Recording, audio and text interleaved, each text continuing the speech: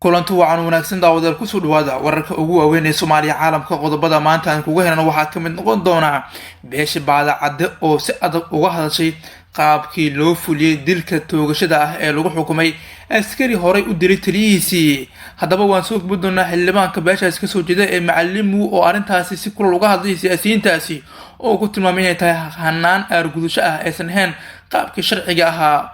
waxaa kaloo daawan doontaan dagaalamayaasha al-shabaab ayaa qaraxyo ku burburiyay dhammaan ceelashii biyaha ee deegaanada hoostaga degmada Maxaas ee gobolka Hiiraan. waan idin soo gudbin doonaa dagaalka al-shabaab iyo burburinta meelaha shacabka ay u badan yihiin ay sii xoogeysanayay iyo kacdoonka loogu soo horjeedo oo cirkaas kusii shareeraya. waxaa kaloo daawan doontaan madaxweyne xasan sheekh maxamuud oo magacaabay agaasimo markaasi dood iyo muran adag uu ku yimid magacaabistaasina waxaa la sheegay inay ku timid cadaadis kaga yimid dhanka iyo tiimkii nabad inalool CBB ayuu ka tirsanaa shaqsiga laga magacaabay. haddaba waa kuma waa daawan doontaan qodobadaas aan ku faahfaahin doonaa warar kale maca caalamka diblomaasiyadda.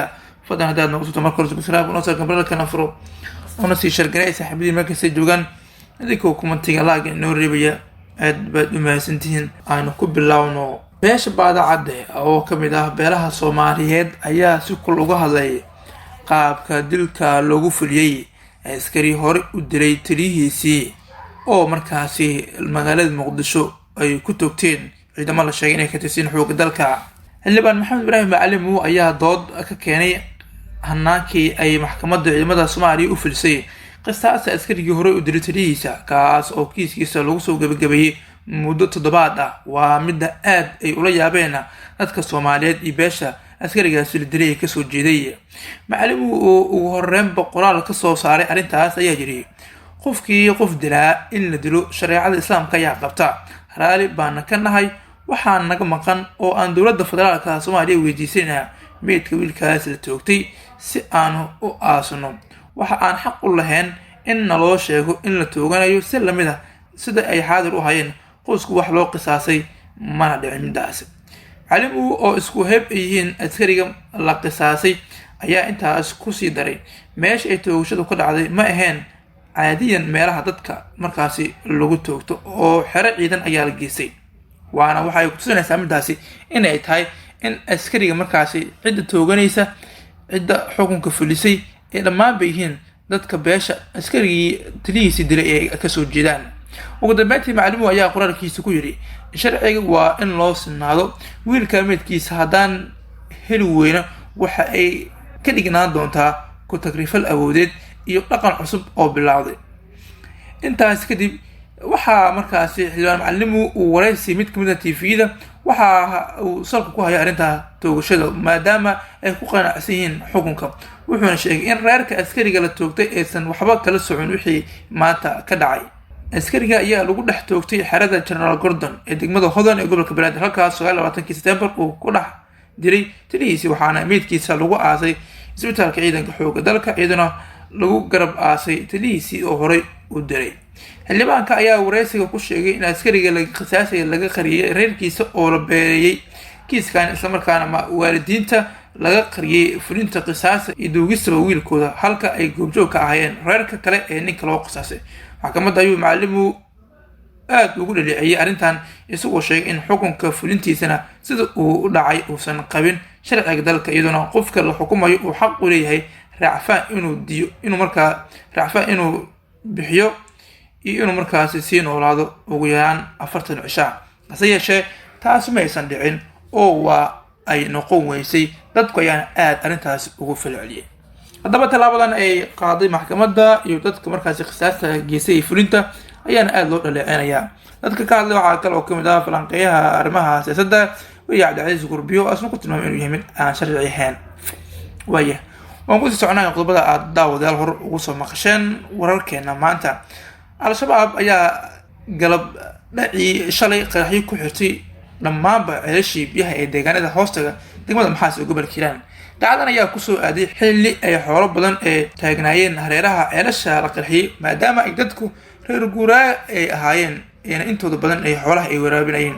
dadka deegaanka ayaa waxa ay xaqiijiyeen in xoolo ay xayawaano kale u badan daanyeero ceelasha la qarxiyay biyo u soo doontay ay shirqoolkan markaas ay ku geeriyoodeen. sidoo kale al-shabaab waxaa la sheegay deegaanadaas ay shalay galab ay ka afduubteen qaar kamid dadkii xoolo dhaqatada ahaa ee ceelasha ay ka qarxiyeen.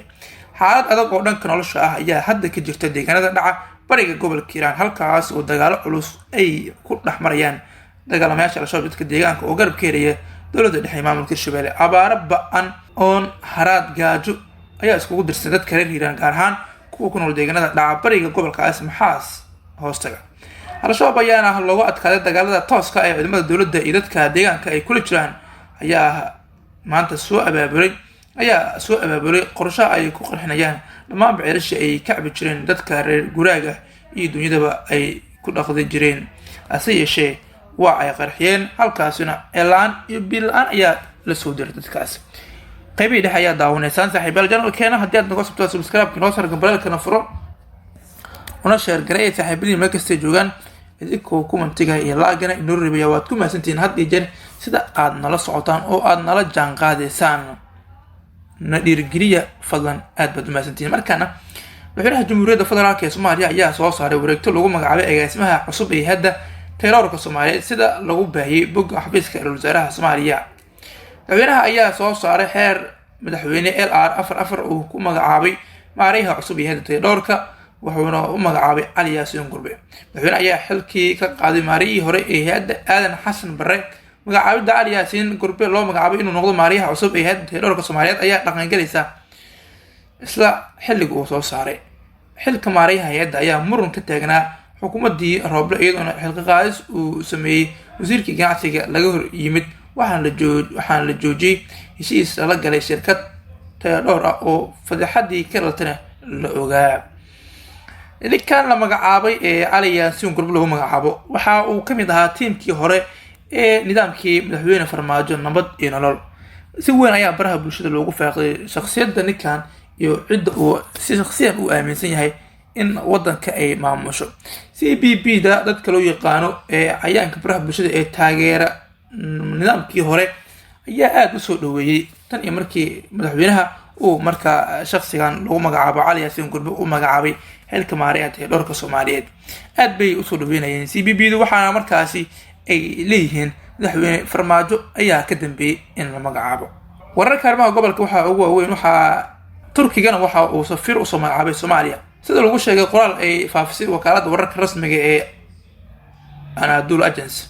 wasiirka arrimaha dibadda turkiga Mevlut Cavusoglu ayaa u magacaabay Ibrahim Meta Yegli oo ah diblomaasi rugcadaa inuu noqdo safiir turki u fadhin doona muqdisho isagoo bedelaya Mehmet Yilmaz. Mehmet Yilmaz ayaa ahaa safiirka turkiga ee soomaaliya tan iyo bishii December 2019. Ibrahim Meta Yegli oo ah 60 jir ayaa horey usoo qabtay xilal diblomaasiyadeed oo kala duwan, waxaana ugu dambeeyey inuu soo noqday safiirka turkiga ee dalka Botswana intii u dhexeysay 2014-2019 ka hor. waxa uu 2010 ilaa 2013 ahaa qunsulka guud ee turkiga ee magaalada Vienna ee dalka Austria. safaaradda turkiga ee muqdisho ayaa ah tan ugu weyn ee turkiga ku leedahay caalamka, waxaana Ankara ay taageero xooggan oo maaliyadeed iyo mid ciidanba siisaa dowladda federaalk ee soomaaliya uu hogaamiyo madaxweynaha jamhuuriyadda federaalk ee soomaaliya mudane xasan sheekh maxamuud. dhinaca kale wararka arrimaha gobolka waxaa ugu waaweyn wadahadalkii u dhexeeyey xukuumadda Itoobiya iyo TPLF ayaa dib u dhacay. diblomaasiyiin kala duwan ayaa sheegay inuu dib u dhac ku yimid wadahadaladii qorshaysnaa inay toddobaadkan dhamaadkiisa yeeshaan dowladda federaalk Itoobiya iyo xukuumadda TPLF uu garwadeenka ahaa ururka midowda Afrika. gudoomiyaha guddiga midowda Afrika Mustafa Faki Maxamed ayaa ku casuumay hogaamiyaasha labada dhinac inay yimaadaan dalalka Koonfur Afrika, halkaas oo la filayay inuu ka dhaco madaxaajoodka labada dhinac, sida lagu sheegay warqad qarsoodi ah ee warbaahinta hesha. madaxaajoodka labada dhinac ayaa markaas la qorsheeyey inuu dhexdhexaadiyo ergeyga gaarka ee midowda Afrika Olusegun Obasanjo oo ay weheliyaan madaxweyne ku-xigeenkii hore ee Koonfur Afrika Velomus Malabuna iyo madaxweynihii hore ee Kenya Uhuru Muigai Kenyatta. Itoobiya ayaa Arbacadii sheegtay ay aqbashay martiqaadka, sidoo kalena kooxda Tigray ayaa iyaguna markaas sheegay inay diyaar u yihiin inay ka qayb galaan dhexdhexaadinta, laakiin raadinaya inay xog badan ay ka helaan qabanqaabada shirka dhinaca ammaanka ee weliba dowrka dhexdhexaadinta caalamiga ah. wararkii ugu waaweyn ee Soomaaliya caalamka aad kala socoteen channelkeena daawadayaal waa naginta. haddii aad nagu subscribe-ka inoo soo argan barnaamijkan furnaansi sheelgareeya saaxiibadii meel kasta joogaan idinku kumantiga laagana